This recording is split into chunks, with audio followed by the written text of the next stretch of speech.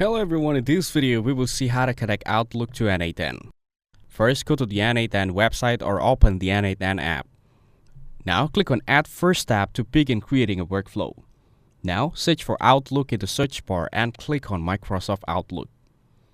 Now click on Actions and choose an option like Create an Event. Then click on Select Credential and choose Create New Credential. Now, turn the toggle on for Use Shared Mailbox if you're managing emails from a shared account. Next, click on Connect My Account. Here, enter Outlook email or phone number, then click Next. Now, enter your password for the Outlook account. Click on Yes if Outlook asks for permission. Then, click on Accept to allow N8N access to your Outlook account.